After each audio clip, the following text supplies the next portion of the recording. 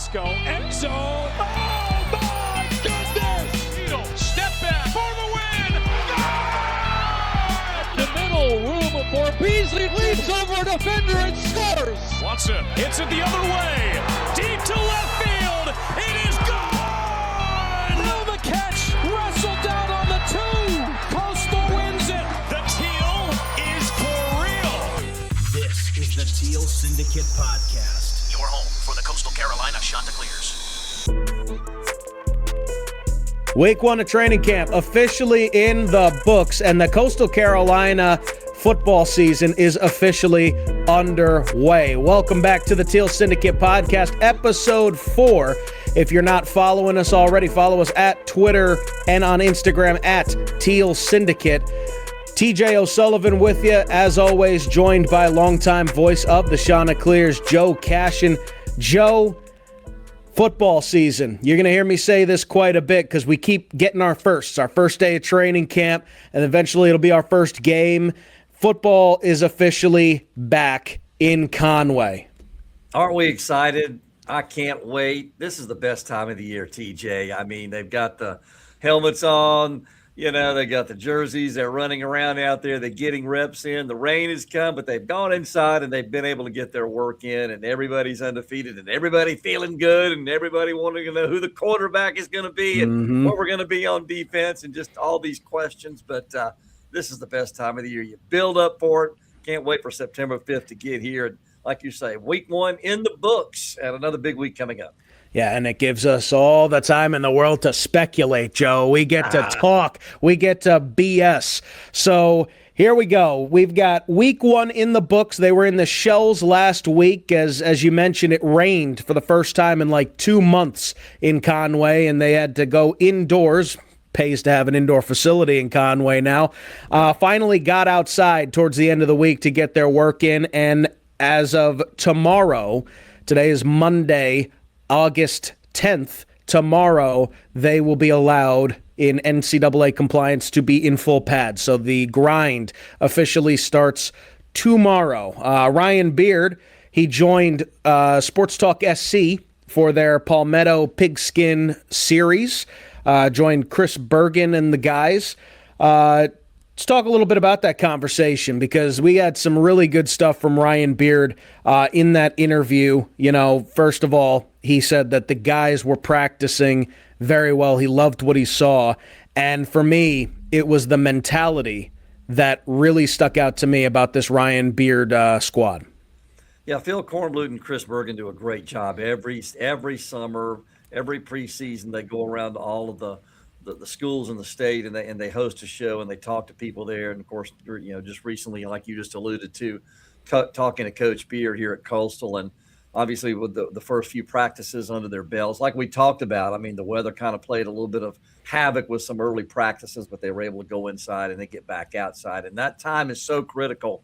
You know, if you listen to that interview, you hear Coach Beard talk about how important it is to get all the reps in that you can, right? That's what makes an indoor facility. When there's lightning flashing around and you can't get things done the way you want to outside, you can go inside and get those reps. You can get that work in. It's critical right now, the early stages of camp, to get these guys reps, get their feet wet, kind of get used to ramping up the energy, right? You want to ramp that energy up. You're excited about camp. You want to get going.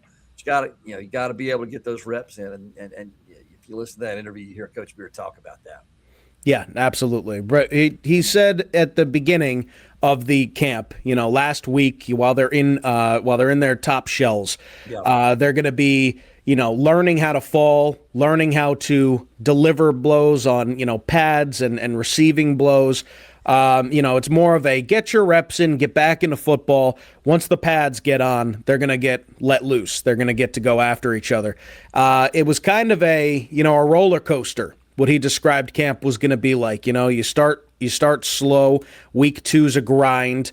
Then you recover and you start to die down, get your reps in again, and then week 5, it's game week. We're getting ready to head over to Morgantown to face West Virginia. So roller coaster ride, but that's what a lot of these programs are doing. You know, you get your intensity out of the way so that you can then start to treat it like a game week during the season. And that's when, those bumps and bruises really start to add up. So a couple weeks of recovery time, couple weeks of reps, getting that work in, and then they will be off to the races. Isn't it fascinating, TJ, quickly how football and preseason camps have evolved through the years? I mean, it used to be back in the old school leather helmet days, these guys would go 2 and 3 times a day.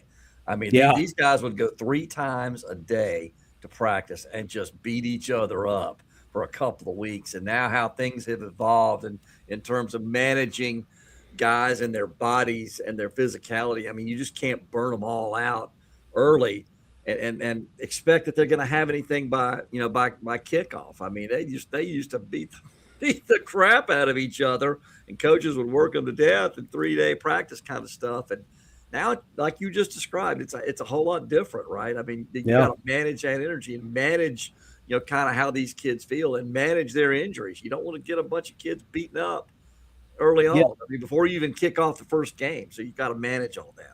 Yeah, I mean, it's a delicate dance that you have to play nowadays because we know more about the human body, right? Back in the old days, it was, you don't want to practice 3 times a day, you don't want to do full contact 3 times a day, well then obviously you're not tough enough to play this game. But now we know so much more about, CTE, about concussions, about contusions, the way that those small injuries stack up. So now head coaches and different football staff on all of these programs, they have to okay, how do we get them their reps while also keeping them healthy? Because you have to take hits and you have to receive hits in order to be season ready, right? You can't just, if it was as easy as, we just play 2-hand touch until the season goes, then everybody would do it. But you have to learn how to hit. You have to learn how to take the hit. So it is very interesting to hear him talk about that. Let's talk about the mentality, as I mentioned at the top of the show. Some things that he reiterated from his opening press conference and media days, some things that were new. The one that I love to hear, we do not go out of bounds, we get vertical, and we run through somebody's face. That is, you're talking about old school. That is an old school mentality. We do not settle for as much as we think we can get. We're going to go get more. Exactly. And you have to inculcate that physicality in a football team if you want them to be physical, right? You gotta do those kinds of things. If he said, if you talk about it, you got to be about it, right? That physicality. He wants running backs to put a foot in the ground and get up the field. Don't go running out of bounds. Now, the quarterbacks are a little bit of a different situation, right? Yeah, you don't want quarterbacks running around out there and taking shots all over the place. You can't really have that. But as far as running backs and wideouts and whoever the ball carriers are, you want them to get up the field. Don't run out of bounds. You want to be a physical team. You talk about it, you got to be about it. You got to, get in there and knock heads and learn those things and do that. And I think that's kind of one thing that coastal football has kind of missed the last few years. I just don't think there's been that physicality, that mentality. And that's the kind of mentality, the physicality part that Coach Beard is trying to inculcate in his kids right now. And place that you learn that, the training ground, right, that you learn those kinds of things and you get that ingrained in your mindset and the way you play. It is preseason camp.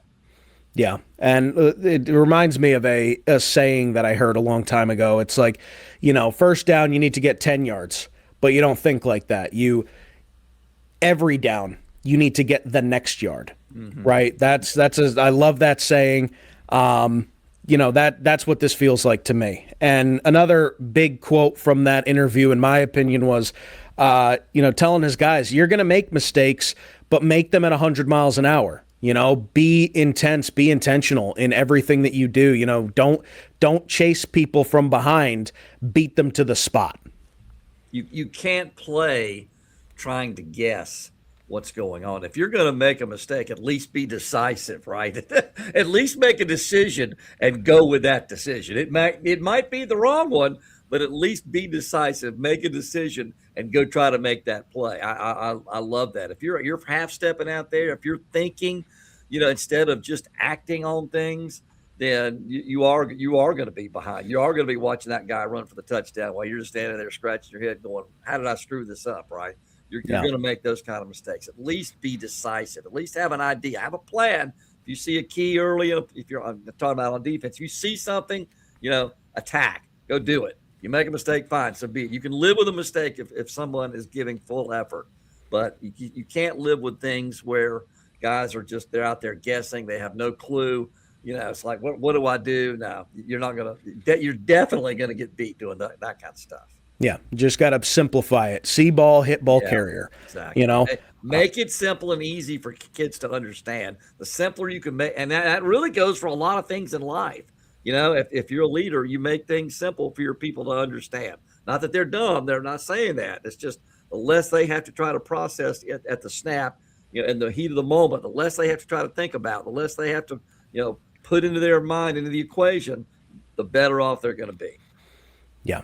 And you take all of this mentality that he's talking about in this interview, you add it to, at media days, Robbie Washington, he's up in the press conference and he says, we don't really like those defensive guys, right? Like we're going to go hit them. Like we compete in practice. This is an intensity that I think Coastal football has been missing for the past couple of years. And Great. It's very nice to see that, at least in the words and at least in some of the clips that we see on social media, because there aren't many media available practices this camp. Nope. It sounds like things are starting to click mentally in this football program, and you got to love that if you're a Coastal Carolina fan. We can talk some schematics because we heard some things, especially on the defensive side of the ball. Ryan Beard confirmed that they're going to go primarily with a 4-down front as opposed to last year's 3-down front. Tim Beck's final defensive unit gave up 208 rushing yards per game. That was 127th best, or I should say one of the worst in FBS. Adding another guy in the front. The mentality is to stop the run. You stop the run, you win football games. And you got 10 transfers coming in on the defensive line, 4 of them from Missouri State, guys that Beard is familiar with. So another guy up front really taking a liking to the big uglies in the trenches.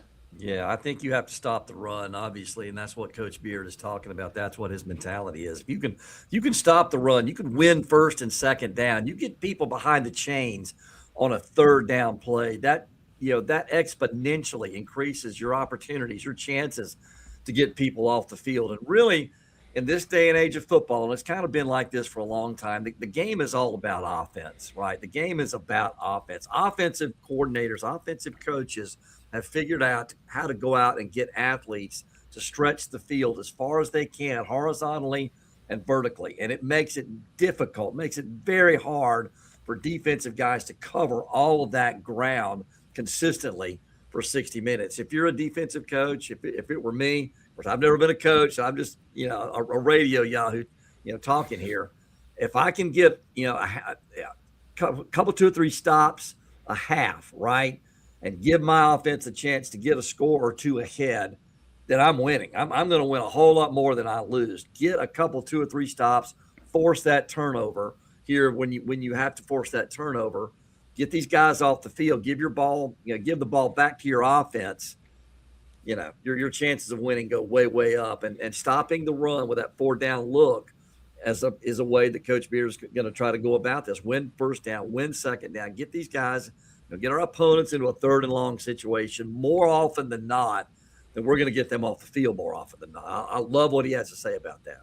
Yeah, and you got to bring up also that if you are taking a special interest in the trenches and you're going to add another guy there to clog up those running lanes, if you're going to run on the ground, like if that unit meshes and they start to really gel and stop the run up the middle, then your ground game is forced to the outside. They can only beat you one way. You have a lot of trust in your guys in the middle. It's up to the defensive backs and the linebackers to step up, and now you have less to worry about. Yeah, so get that strong safety down there in that box too, if you can. Load that box up if you can.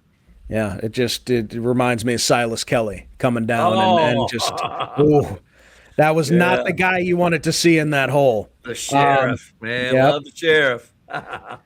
So, a lot of great things that we heard in that interview, and it seems like camp is rolling right along. We are working to get Ryan Beard on this show. We really want to talk to Coach Beard, working with Mike Uva to try and make that happen. But for the time being, figured we might go and talk to somebody who knows a little something about all of the college football teams. Phil Steele joins the show next. And before we go to break, I see you raising your finger there. I think you're reminding me of what I need to say. Kyle Nashheim, I forgot to put him in last episode. So this week, got two strange stats for you. One's baseball related, one's football related.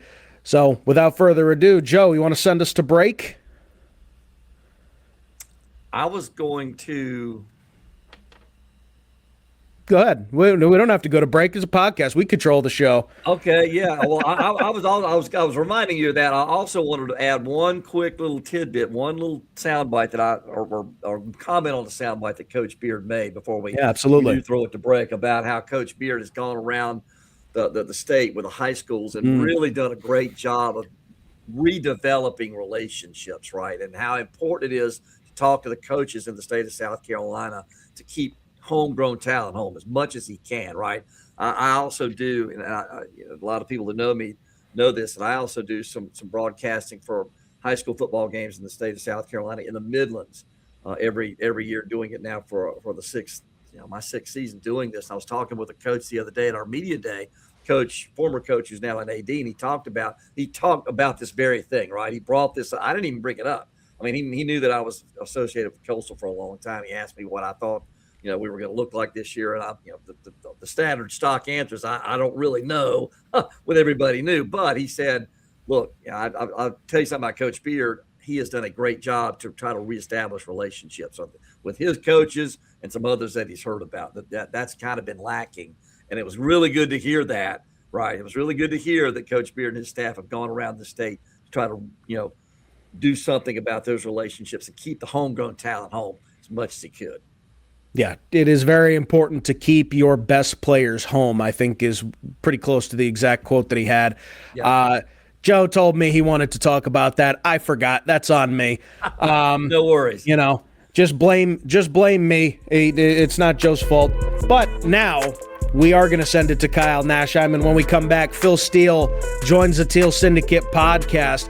Don't go anywhere. We will be right back.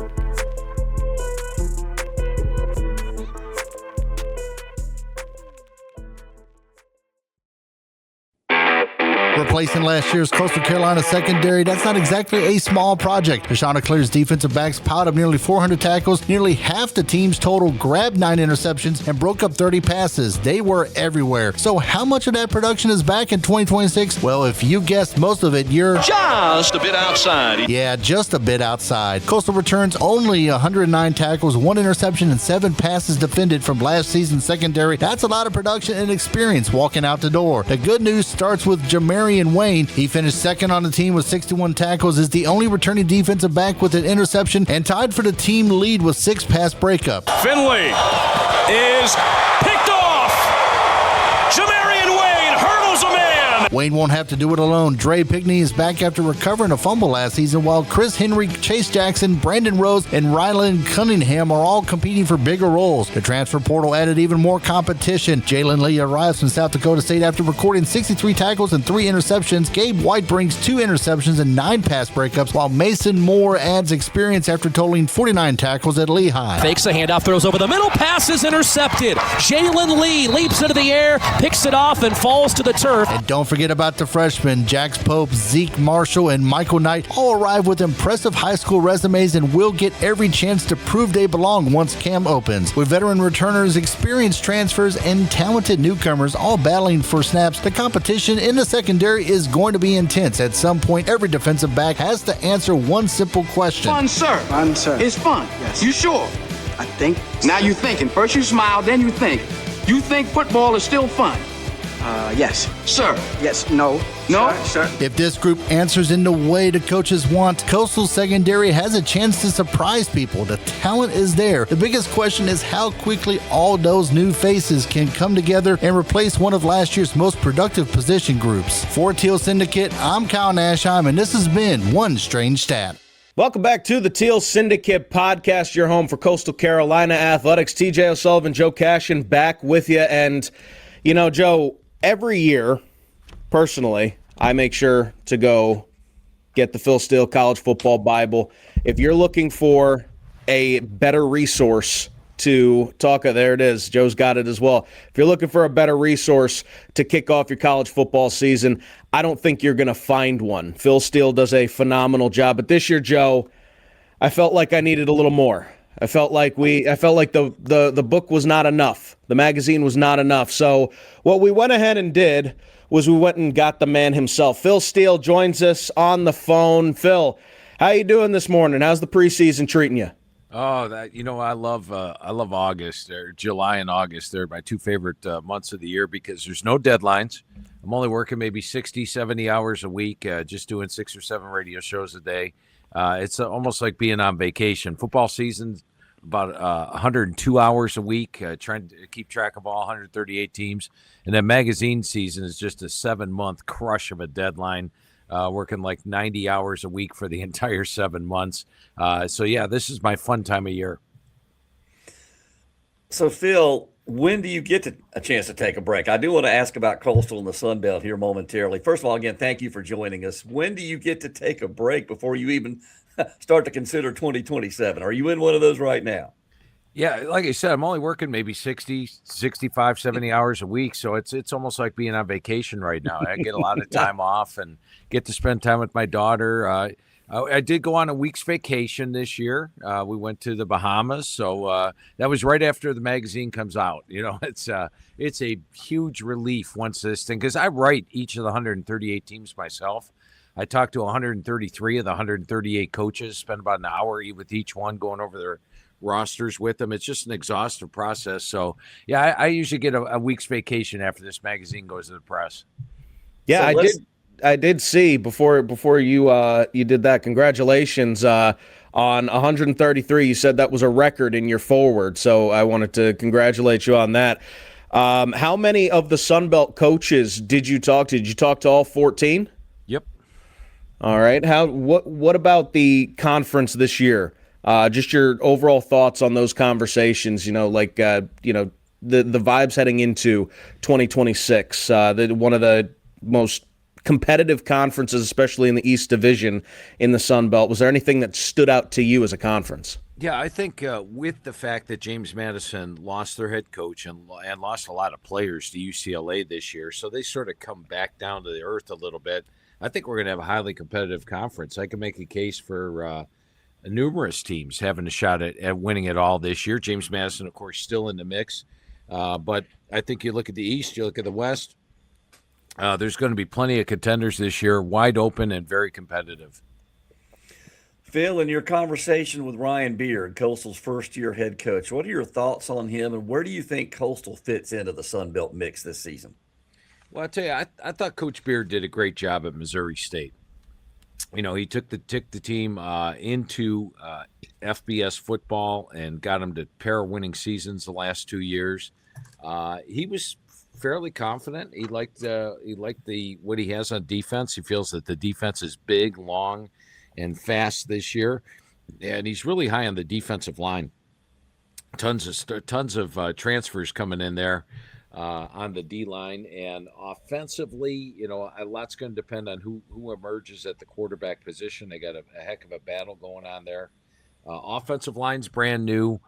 When I look at Coastal, I see them coming off a year that was rough, and going over the roster with Coach Beck. I remember last year's conversation.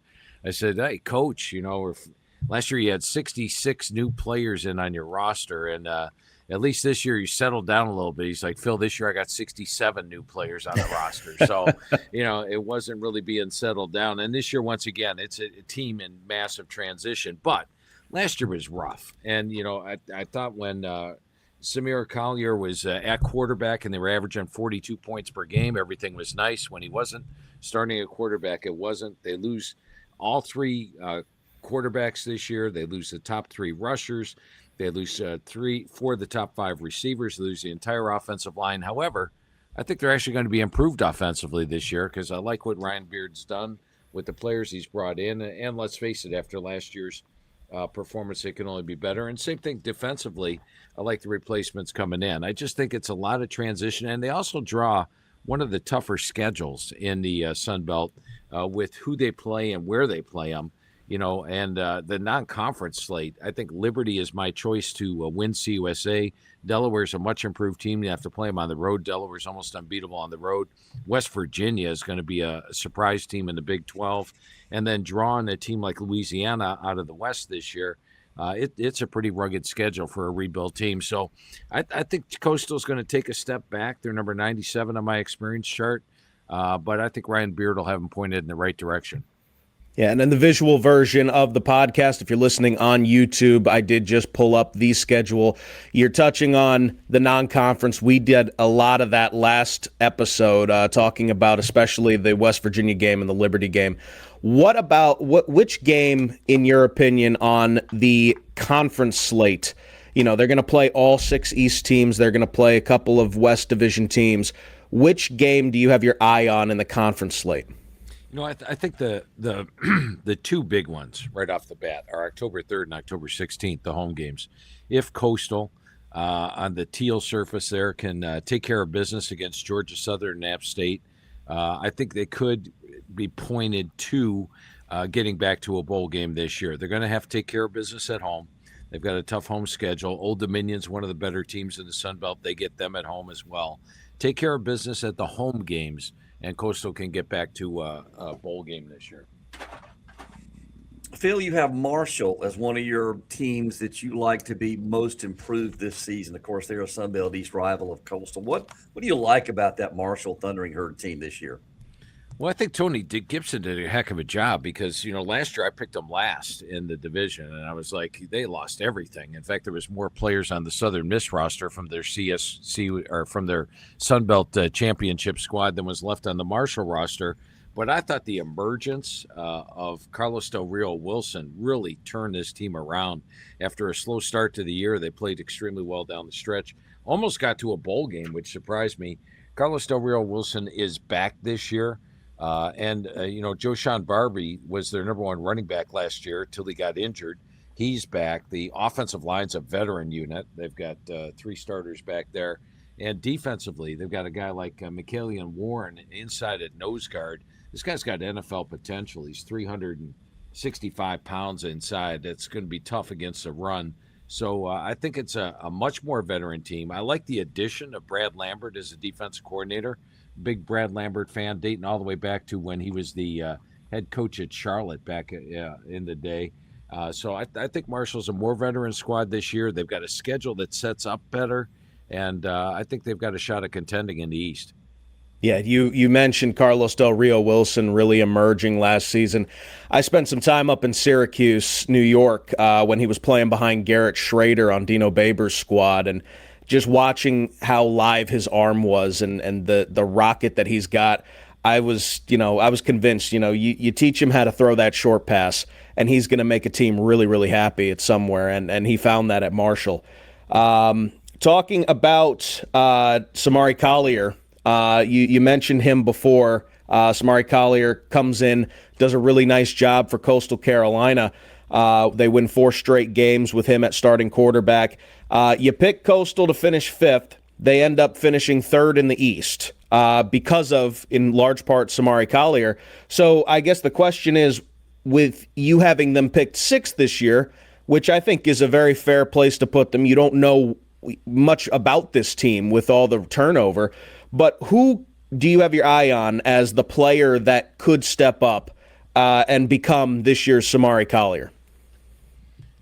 Well, at the quarterback spot, I like the potential of Trey Guerrera at quarterback. I think he's got all the skills that you want at the quarterback. He's and the thing I like, and going over the rosters with all these coaches like I do, the thing I've noticed is that the main thing when you bring in a transfer is the experience level. And Guerrero, of course, at JUCO last year, it was solid, had 24 touchdown passes, hit a good percentage of his passes.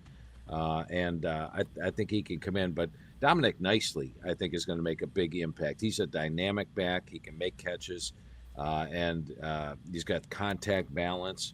And I think Nicely's going to have a big year this year as well.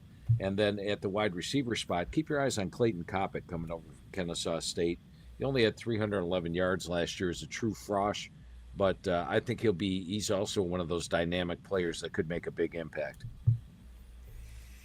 Phil, in terms of getting to a bowl game, you have the Coastal string of bowl games broken this year. You're not predicting Coastal getting there to the postseason. I know you probably already touched on a couple of these things, but what does Coastal have to do to get to that 6-win threshold and make this at least a break-even year for Coach Beard? Yeah, knock off App State, Georgia Southern, Old Dominion at home. Those are three teams that I have towards the top of the East. I think they're all a little bit more veteran units than what Coastal has this year. I've got Coastal number 97, my experience chart. I think each one has the potential. But, Coastal is a tough team to beat at home. They're 43-21 over the last 10 years at home. And if they take care of business at home, I think they can get to a bowl. Well, to wrap up with Coastal, because I know we've only got you for a couple more minutes, let's talk about West Virginia. Heading up to Morgantown to face the Mountaineers. Coastal Carolina to pull the upset against West Virginia. What do they have to do against that team in particular? I think it's going to be tough. And I'll go over my conversation with Rich Rod last year. And, Rich Rod brought in 30-plus players after spring practice last year. And when I went over the roster with him, which is post-spring, I'm like, okay, I send them over my list, got all the players on the team and all my notes on every player. I'm like, okay, Coach, what about this guy? He's like, Phil, I haven't seen him yet. He comes in August. Phil, I haven't seen him yet. He comes in August. Phil, I haven't seen him yet. He comes in August. So that was the team. And then last year, they were down to their fifth-string quarterback, fifth-string running back, and yet they still had a pretty good record at 4-8. They did better than I expected to get into 4-8. I had them picked dead last in the Big 12. I think they finished third last in the Big 12. Now this year, and I'll go over my conversations with that I have with the coaches this year. They would all say, "Hey Phil, how you doing?" And my reaction to almost every coach was, instead of just saying, "Oh, great, how about yourself?" I would say, "Coach, I am doing great. There is no second spring portal window this year. I don't have to rewrite 138 teams all in the month of May and try to get in 138 coaches conversations." You know what each coach came back with? They said, "Phil, this year it was more of a team in the spring. We knew the guys we were taking into the spring we're going to take into the season. We could coach them harder. We could list a guy third string. We knew the players weren't going anywhere, and the players knew where we're going to try to replace them. They knew they could bond together better, knowing that their friend wasn't going to leave after spring practice was over. I think we're going to see a better brand of football. But I think in a case of a team like West Virginia, where you brought in 30 players after spring last year, that is going to be shown in spades. And when you look at West Virginia, I'm high on Michael Hawkins at quarterback. They've got Cam Cook, who I'm sure you guys are familiar with. This guy was the nation's leading rusher out of Jacksonville State. Rich Rod was really high on the offensive line, hiring of Rick Trickett as the offensive line coach. And he brings over a couple of guys from Jacksonville State as well. I've got West Virginia going from like 4-8 to 8-4 this year. So if Coastal was to pull an upset there, I'm just going to crinkle up all my notes and stuff and throw them in the garbage on both teams, because I think West Virginia is going to win that one at home. All right, well, tall task for West Virginia. But now, Phil, I gave this book, this magazine, such a high praise at the top of this segment, but tell us a little bit about the Bible and where we can get it. Yeah, I appreciate that, guys. You know, the magazine is 376 pages, and we give you 2 full pages on all 138 teams. It's the only magazine that gives you that kind of coverage on the CUSA, Sun Belt, MAC. We give you the same amount of coverage on those teams that we do on Alabama and Ohio State, 2 full pages, like getting 138 media guides rolled into one. Now, it's only available at Barnes & Noble and Books A Million. Those are the only two brick-and-mortar places you can go to get it. You can also go online to philsteele.com. When you go to philsteele.com, I'm going to charge you a shipping charge, but we give you the digital magazine absolutely free. Also, by the way, we have got a FCS magazine. We've got 2 full pages on all 128 FCS magazines. I write all 138 of the FBS, but my staff writes the FCS magazine. But that is up and available right now on philsteele.com. So Barnes & Noble, Books A Million, or philsteele.com. And check out my daily blog as well on philsteele.com. Phil, before we let you go, I wanted one more question to ask from a national perspective. Okay, Indiana kind of came out of nowhere last year, won the national championship. Former Sun Belt coach Curt Cignetti took them to places they had never seen. Who do you like this year on the national level? Yeah, and let me go back to my first conversation with Coach Cignetti, which was when James Madison actually came into the FBS. And they were losing a second-team All-American quarterback. They were losing the conference player of the year at QB. They returned a total of 7 passes from the previous year's squad at quarterback. So I'm like, okay, Coach, you're losing that. You're taking a step up from FCS to FBS now. You're going to struggle a little bit at quarterback this year. He's like, Phil, I've had an all-conference quarterback every year I've been a head coach. I'm going to have one this year. And guess what? They did. And you look at what they've got this year with Josh Hoover coming in. He's a guy that's got 10,000 career yards passing. I think Indiana has a shot at repeating this year. When you look at the Hoosiers, I've got them favored in 11 of their 12 games. The only game I don't have them favored is against Ohio State at home, and I've got that one pick 'em. So they have a legitimate shot of repeating not only as Big Ten champs, but as national champs. I think out of the Big Ten, you're looking at 3 teams at the very top. Ohio State, best offense in the country, Julian Sayin, Jeremiah Smith, my number 2 rated offensive line, 1,000-yard rusher in Bo Jackson. Oregon, I'm surprised Dante Moore came back for the Ducks this year. Mm-hmm. He would have been a second-round or a number 2 pick in the draft. And they also have a veteran offensive line and defensive line. I think those 3 are the top contenders out of the Big Ten. Out of the SEC, Georgia and Texas are absolutely loaded. Both are veterans, both offense and defense. Gunnar Stockton's my long shot pick to win the Heisman. He's 20-1 odds right now. This guy's got a 16-2 ratio against ranked teams. And he also does great 4th down, 4th quarter. They've got an outstanding offensive line. The defense I rate number 3 in the country. Watch out for Georgia this year. So those 2 are probably your top 2 SEC teams. Top team out of the Big 12, Texas Tech. And a lot of folks ask me, they say, hey, Sorsby's not there. Did that affect you? Actually, when I wrote the magazine on June 5th, it was finishing it up. I was 90% sure Sorsby's not going to play. I listed him there, but my power ratings had him not playing this year. I was surprised when they thought he was coming back, and now that he's not back, it's exactly where I thought. When you look at Tech's schedule, unlike Coastal Carolina's, Tech's going to be at least a 7-point favorite in every single game. Their toughest road games are at Baylor and at Cincinnati. And then you look at the ACC, Miami looks to be the most talented team there, and they've got Darian Mensah coming in from Duke, which is a big addition. He brings his top wide receiver with him in Cooper Barkate. They already had Mark Fletcher at running back. They already had Malachi Toney at wide receiver. They've got a top-notch defense. The only question is the offensive line. But I've been talking to Mario Cristobal since his days at Florida International. I don't know if you guys remember that way back then. But Cristobal always develops a top-notch offensive line, and he'll have one this year.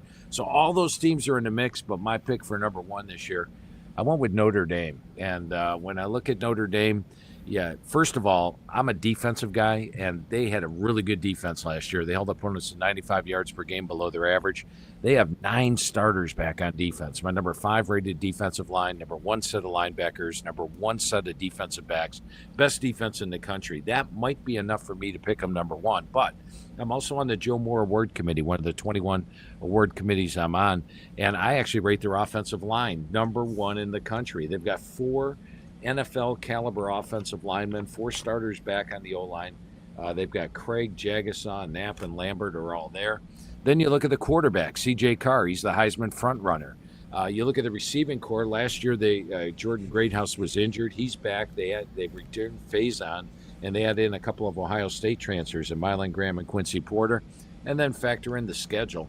I rate it the number 66 schedule in the country. The two toughest games are at BYU and home to Miami of Florida. Got them favored in all 12 games. I think they can get their backups a lot of action this year, and I love their motto, leave no doubt. They got left out of the playoffs last year, and they don't want to have any committee member have a chance to leave them out this year. Watch out for the Fighting Irish. I'm a big Marcus Freeman fan.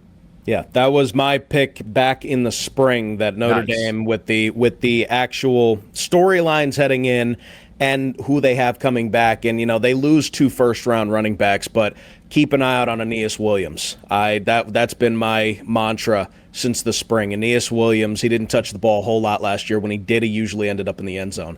So Notre Dame was my pick to win the whole thing as well. So I'm very glad to hear you say that, and my grandfather, Notre Dame alumni, is very happy to hear that as well. Great minds think alike, huh? Absolutely. Well, Phil, thanks so much for joining the show. We appreciate it, and we got to get you back on to give us a mid-season. I know you're going to be busy with radio shows, but a mid-season update. We would love to have you back. Sounds like fun. Hey, it was a lot of fun, and you know what? All these shows I do, I've done a little bit over 200 shows this summer. Normally, everybody's talking top 25, so I love talking Sunbelt. I mean, it's always great to get in the weeds here and talk about the teams that I have a real passion for. Yeah, it's a great conference, passionate fans, and we are very happy that you don't stop with power conferences. You go to the group of 6 and provide the exact same level of coverage. Like I said, the Bible, the Phil Steele College Football Preview, there's nothing better. We both have it. If you're working in sports media, especially college football, you have this publication. So, Phil, thanks so much for your time, and we will get you back on the show. All right, great talking to you guys for the first time, and had a lot of fun. Have a great summer. You Appreciate as well. Phil. Thank you, man.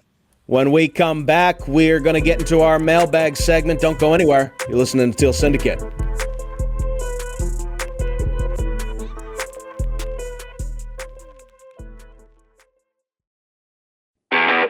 If you are a Coastal Carolina baseball fan, you've probably gotten more familiar with the transfer portal than your own family group chat. Watson hits it the other way, deep to left field. It is back and gone! For the second time in 3 seasons, the Chanticleers are changing head coaches. Gary Gilmore retired after the 2024 season. Kevin Schnall kept the roster largely together and then packed his bags for South Carolina. You can go your own way. This time, the roster turnover has been massive. 28 players either entered the transfer portal or graduated, leaving new head coach Chris Lemonis with just 6 returning players. 6, that's less of a baseball roster and more of a pickup game. The last time Coastal saw anything close to this was after the 2011 season when 25 players left following a 42-win campaign. Back then, there wasn't a transfer portal. If you transferred, you had to sit out a season, basically baseball's version of being grounded. Just stay up there. I don't want to see you again for the rest of the night. History also says not to panic. The 2012 Chanticleers rebuilt around returning players like Daniel Bowman, Rich Witten, and pitcher Tyler Herb. Fast forward to today, and Lemonis has already gone shopping in the portal. Are we being too literal? No, you fool. We're following orders. We were told to comb the desert, so we're combing it. 13 incoming position players combined to hit .319 last season with 104 home runs and nearly 500 RBIs. On the mound, Wofford transfer Colin Condon posted a 2.92 ERA, while North Greenville's Matty Brown threw 9 complete games and 3 shutouts. So yes, Coastal lost a lot, but if the transfer portal is college baseball's version of free agency, the Chanticleers didn't just browse, they filled the cart. Half pound of salami, half pound of Swiss, half pound of Virginia ham, 2 celery. I think these are on special. The roster may look completely different in 2027, but one thing hasn't changed. Baseball in Conway is never boring. For Teal Syndicate, I'm Kyle Nashheim, and this has been One Strange Stat. Welcome back to the Teal Syndicate Podcast. TJ O'Sullivan and Joe Cashin here talking Coastal Athletics. We just had Phil Steele on. Joe, Phil Steele, one of the best in the business. Really appreciate him coming on and sharing his thoughts about Coastal. Absolutely. And not only being able to share his thoughts on Coastal, but all 138 teams, if you asked him. I mean, he really got down into the weeds. He does a fantastic job each and every year putting this magazine of nearly 400 pages together. I know he has a staff that does a great job to help him, but man, what a great interview. For that guy to do all the media hits that he does, and he comes on with us. I mean, we're getting our feet wet, and we're doing some good things here early. But I tell you what, that was pretty good. That was good stuff. I'd like to get him back on again soon. Yeah, we'd love to get him back on for a mid-season update. He's doing his rounds on the radio shows right now, so he's going to be busy for at least the next couple weeks, and then we'll get him back on the show. We talked to him off mic, and he's more than happy to do so if the schedules line up. So appreciate Phil Steele, and once again, one more plug, go get the Bible. Bible is the publication to get if you want to learn more about your college football team. But now we have a mailbag. Mailbag episode number 3 in episode number 4 overall. You guys keep giving us questions. We're going to keep answering them. So first question comes from Ed Helinski, and it is, how quickly can Ryan Beard establish his identity when more than 50 newcomers are being integrated into the program? And we kind of touched on this last week, right? It kind of goes into the does it matter more to win now, or does it matter more to establish culture, right? And, now he's you're talking about 50 newcomers, which you expect with a change of regime, but how does he able to establish himself here, Joe? That's a great question. I mean, I bet if you ask Ryan Beard, he probably would love to know the answer to that too. Again, we're kind of going back over some ground that we went over last week, but it all depends on how quickly all of these newcomers buy into a new staff. How much is the buy-in? How much were they able to get buy-in in the spring, and how much they're going to get buy-in here as they've started camp, as we steam towards the West Virginia opener? What do we want to look like on offense? What do we want to be on defense, right? What do we want our special teams to be? Coach Beard talked a little bit about special teams the other day. The best athletes are going to be on special teams because he's trying to help a lot of these guys get to the next level. So, what do we want to be in the 3 phases of offense, defense, special teams? What do we want to be? I mean, back when, and I bring him up a lot, but when Coach Chadwell was here, our identity was the spread option offense. We were going to run that and beat people with it. And it was hard to defend. It was hard to get ready for. That was the identity of this football team then. And then the Black Swarm defense as well. Solid special teams. Not sure what we've tried to build around the last 3 years, but so, and obviously that brings in, Coach Beard and his staff. What does this team want to hang their hats on? Are we going to be a power team under center with a quarterback? We're going to throw the ball 7 out of 10 times, which I think we're going to do. Defensively going to a 4-down front, right? I mean, are we going to be more physical up there? We're going to, what are we going to do, right? So how quickly kids buy into what Coach Beard and the staff are selling, I think that will go a long way to establishing the identity of this team and how far it can go in year 1. I mean, you listen to what he says every single time he's on camera, on mic. I once again go back to the conversation with Sports Talk SC. Once again, appreciate them for allowing us to incorporate some of those clips from the interview in their Palmetto Pigskin series. But the biggest thing that I took away from that entire conversation, I will rehash it here. They are not running out of bounds, and they are going to get vertical and run through somebody. That's the mentality on the offensive side of the ball. I'll once again say, he said, if you're going to make mistakes, you're going to make them at 150 miles an hour. These are the things that I remember seeing from Jamie Chadwell. These are the same sort of snippets. It's just different language. It's the same mentality. And if you want to know just how quickly he can establish himself, I hear a lot of people, especially around the Sun Belt, that are discrediting Ryan Beard for going 7-5 in the regular season last year in Conference USA, because Conference USA is a lesser conference in the G6 and yada yada yada. Look at the actual context of that situation. right? It's year 3 at the helm for Ryan Beard at Missouri State. It's his first in the FBS. In the FCS ranks in year 2, when they went 8-4 in their final year in FCS, they had pretty much the same team that they moved into 2025 and into the FBS with. The only guy that they pick up is Shamari Lawrence from FIU, who became a 1,000-yard rusher. But on the offensive side of the ball anyway, that's it. That is the only addition, really, that had any sort of contribution like that. They went 7-5. They lost one more game, jumping up from FCS to FBS with the same exact team plus a 1,000-yard rusher. I think that context matters, and for you to realize that, like, that's how quickly he can get a team ready, right? A team that was 8-4 in the FCS, so not a top team, but a good team, an above average, a great team, goes into FBS. That jump is massive. No kidding. And he goes 7-5 and would be bowl eligible if Missouri State was eligible for bowls. That context matters. And I think that says a lot about his coaching style and a lot about that identity that we're talking about here. Yeah, and I know we've gotten questions in terms of the experience at the head coaching level for him. He's only been a head coach for 3 seasons. I get that. And there's not really a lot of, not a lot of results out there to really grasp, right? I mean, to really put your, sink your teeth into. But you just said it perfectly, right? I mean, the context of going from FCS to FBS, that's not an easy jump for anybody. I mean, if you just look back to, when Coastal made that jump in 2017, I mean, we went from an FCS power team to a team that it took several years to get our footing at the FBS level. And it took them, almost no time to have a winning season and go to a bowl game last year with Coach Beard. So, how fast Coach brings that identity that he had at Missouri State and is able to instill it here, that's going to be, that's it. That's the answer to your question. How fast can this happen?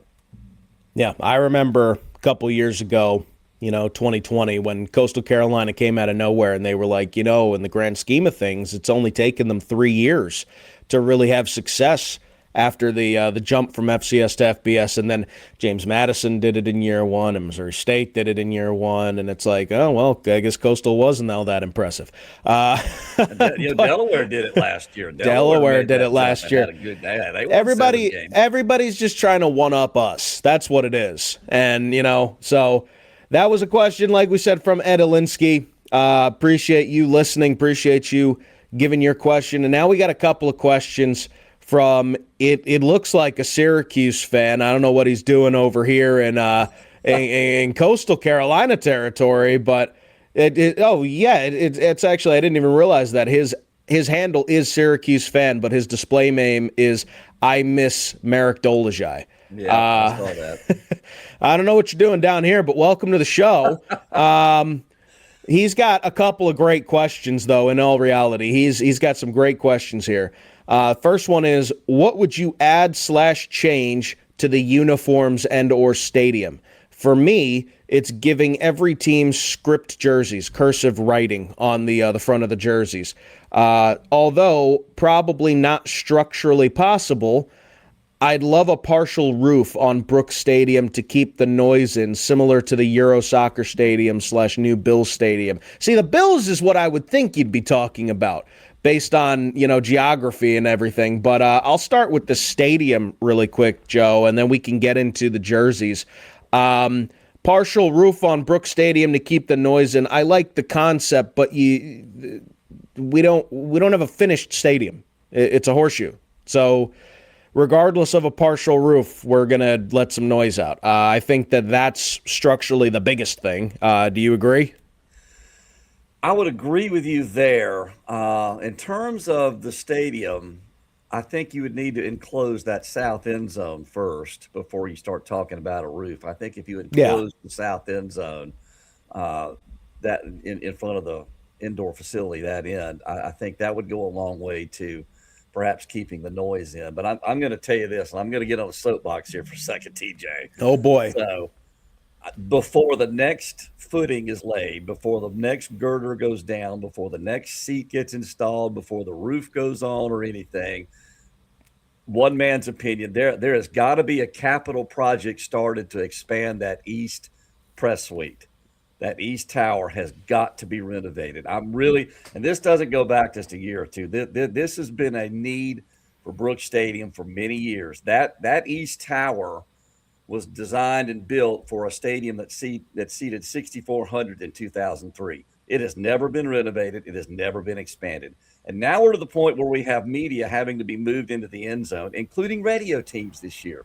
The radio guys are going to have to try to call the games from the end zone, TJ, because we're trying to move people in there, the donors and whatnot. I get all that.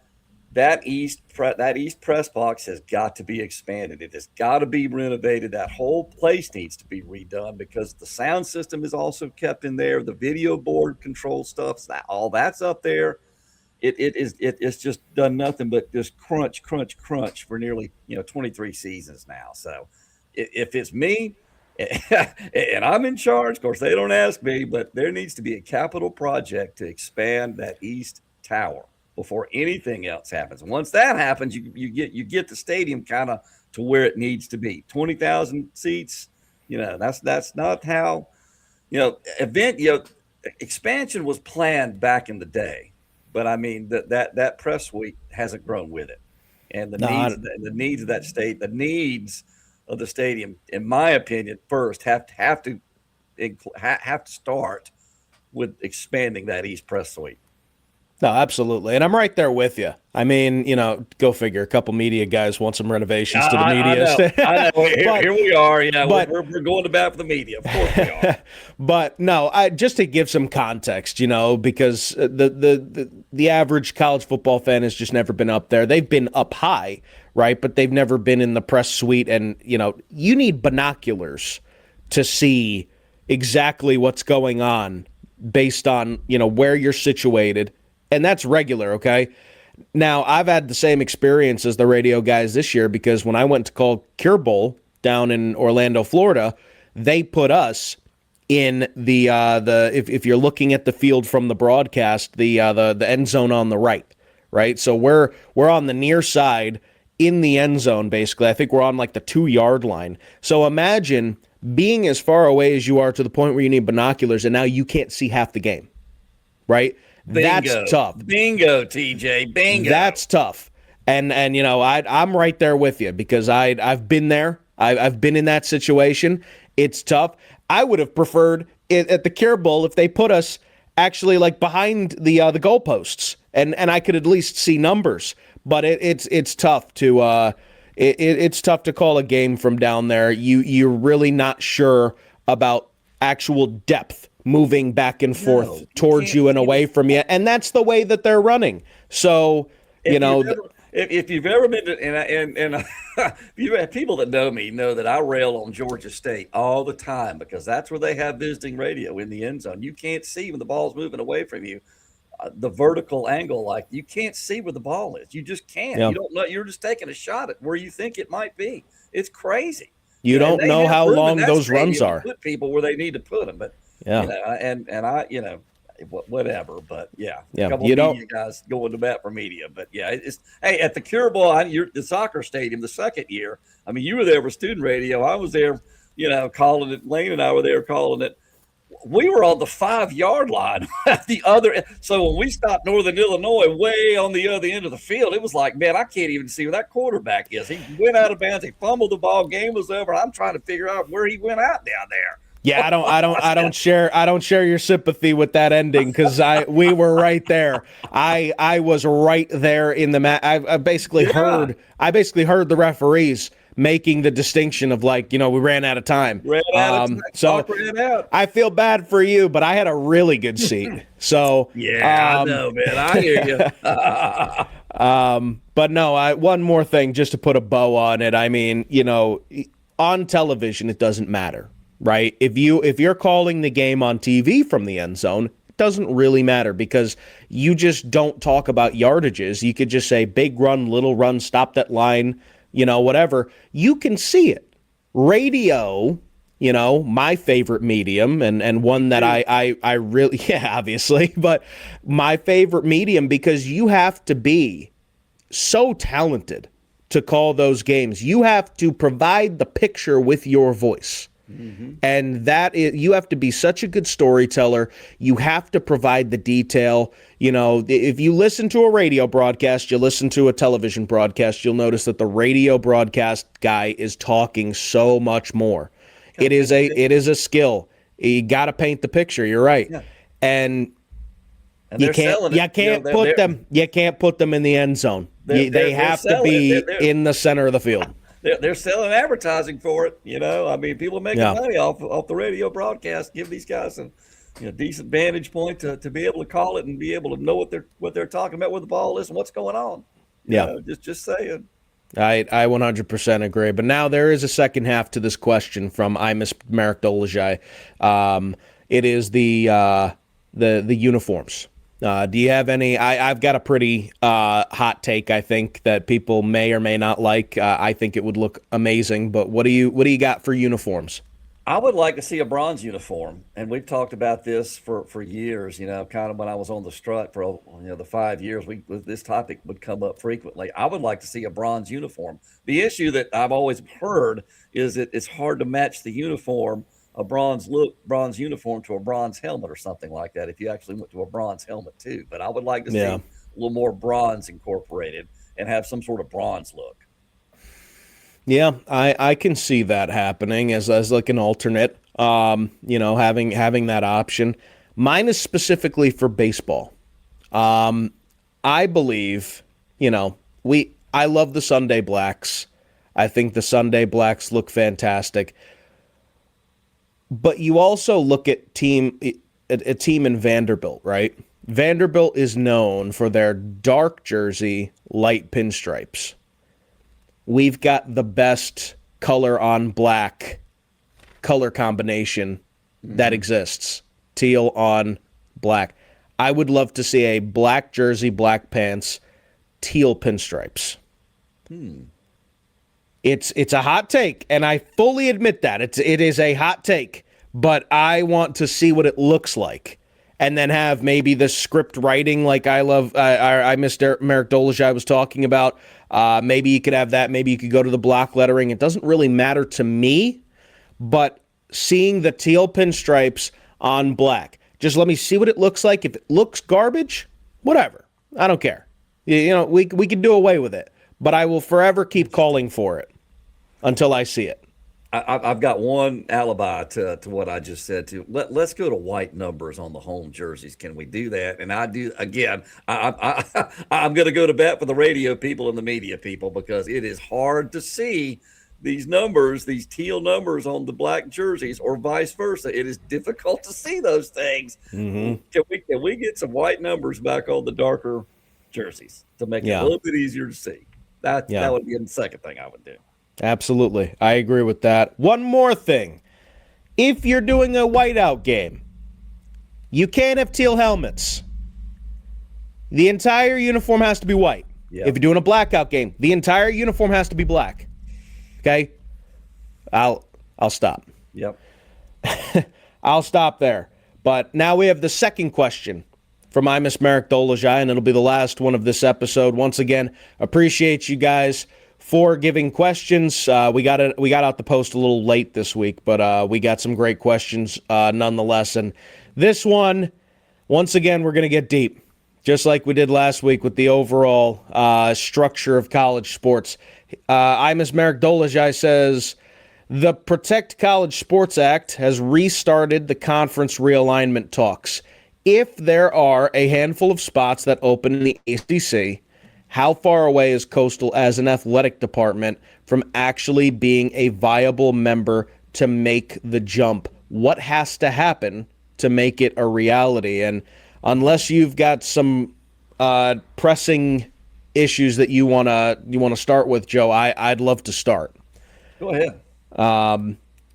This was a big time conversation right around the time that Coastal was seeing the success it was making from 2020 to 2023. I heard a lot of talk about, the first expansion, when the ACC went up to 18 schools. This was a big-time conversation. And it would have made a lot of sense right then and there for Coastal Carolina to make that jump. It didn't seem like the ACC was interested at the time, and it didn't seem like Coastal was particularly pushing for it at the time because, A, they had just joined the Sun Belt, 3 to 5 years prior, depending on which time in that period you're talking about, and Coastal also just did not have the capacity in their stadium. They would have been the lowest football capacity by a long shot. So a couple things need to happen. Then they had 2 6-win seasons, right? So now you have to talk about that. It would have made a lot of sense if they kept Jamie Chadwell around and they basically told Jamie, hey, keep doing what you're doing. Keep growing the program. We're going to make sure that you have the money and taken care of because we're making a push to the ACC, and you're going to have a power conference job here shortly. That would have made a ton of sense. Didn't work out. Jamie Chadwell went off to Liberty. The football program regressed, and we got to talk about basketball. I'd be surprised. I think it's a celebration if basketball wins a single game in the ACC. So there are a lot of things, in my opinion, that need to happen for Coastal Carolina. I think that this is a step in the right direction. The hiring of Ryan Beard, a young, promising head coach. We'll see how he does. If football can get back to the point where it's consistently putting together 8 to 11 win seasons, then we'll have a conversation again. But you have to up the capacity in Brooks Stadium. You have to get basketball up and running. Justin Gray's doing a great job. Kevin Pedersen the same. We have to see what baseball looks like. Because if baseball stays on the same track, they're a top 3, top 4 team in the conference. But that's not the moneymaker. It's football. You just said it, money, right? What's Coastal's athletic budget yearly? Is it have we gotten to, and I'm just asking this because the last numbers that I heard, a couple of years ago were, somewhere in the $30 to $40 million range. What's our annual athletic budget? 30 to 40 million, somewhere in that area. What is the typical athletic budget for an ACC school? Somewhere between 100 and 200 million dollars, right? It's a lot. We can't compete against that right now. I mean, there's just no way, right? And as you just mentioned, stadium facility upgrades would have to take place. We could not be an ACC team with the HCC Center. That's just the bottom line. We couldn't be an ACC team with a 20,000 seat football stadium, quite frankly. Baseball, the Palace is plenty good enough. That's a national level. Anybody in the country would love to play at the Palace. I think it's the best. Very biased here. I think it's the best in the country. I do too. I think softball's good. I think we're good there. But in terms of the money makers, football, men's basketball, athletic budget, all of that. We got to find a lot more money. Geographically, it's a great fit, right? We'd be a great fit, ACC wise, a whole lot better than Cal or Stanford, right? It's not I thought it was the Atlantic Coast Conference. I guess it's the All Coasts Conference, but no joke. We need money and facility upgrades to even consider. I think, in my opinion, a move like that. Yeah, no, there's a lot of things that need to happen. And I saw an interesting conversation on Twitter, actually, and then we'll wrap up, that kind of relates to this. These two people were talking, going back and forth about how Coastal is such a new brand, right? Founded in 1954, became its own university, separated from South Carolina. And we really haven't had like a vast group, a massive group yet of lifelong fans, and you're starting to see the numbers of undergrads start to go up, and you're starting to see a lot of people stick around. A lot of my friends that I went to Coastal with in the late 2010s, early 2020s, they stuck around and they're still there, right? They've been there for the last 4 or 5 years. So when you start to see that, right, because I think fan base has a big part in it, you can't rely on Conway. The city of Conway is very passionate about Coastal Carolina. It's a very small population. right? It's nothing to do with their passion. It's just a small population. So you're not making as much on ticket sales. You're not making as much on merchandise. That's just the sad reality of the situation. But now that you're starting to see more and more people stick around the area from going to Coastal Carolina, and you're starting to have people with those experiences that you remember, right? I was in school when 2020 happened. I was at the Cure Bowl when we won our first ever bowl. Yep. Then you have the Conway Regional that we almost get out. Duke knocks us out. Then we host again, and we make a run in 2025. And, of course, there's 2016. So you start to have more of those moments. You start to become more of a national player in terms of, big-time moments that end up on SportsCenter, like the 3 overtime men's basketball game against UMass that they end up pulling off the victory for. Great call by Sam Wiederhaft. Great game. Great call. You have more moments like that. You have more things that people can remember, like, oh, my God, I'm so thankful that I went to Coastal because I got to see those things happen, right? You're going to start to see more lifelong fans. You're going to see more people stick around the area and at the very least travel back to Conway for Saturdays.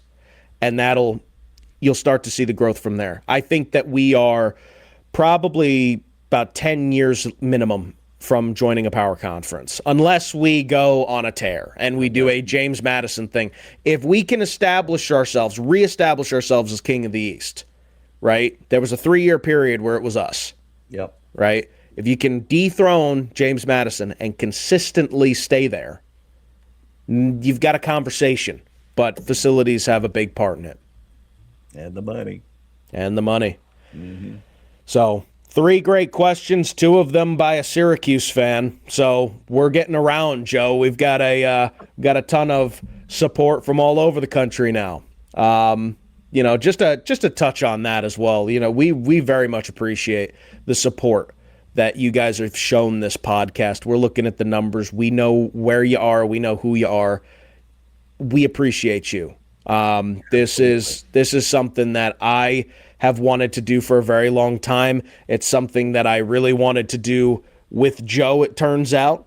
And Joe, you've been nothing but tremendous in this endeavor, and we do it for you guys. So we very much appreciate the fact that you have taken to the show. You're engaging with us on social media. You've given us these questions. Can't thank you enough. And if there's anything that we can do to improve your listening experience, please let us know. Absolutely, 100%. Yeah. So that will do it for episode 4. Whole bunch of football talk next week. I think we're going to get into some basketball because these schedules were released this week, but I had to talk about football with it being the first week of training camp. So basketball talk a little bit next week. We'll see if we can get some local media perspective on the first week and at that point the second week of training camp heading into the 2026 football season. But for now, I'm TJ O'Sullivan. That's Joe Cashin, and this is the Teal Syndicate Podcast. We'll see you next week.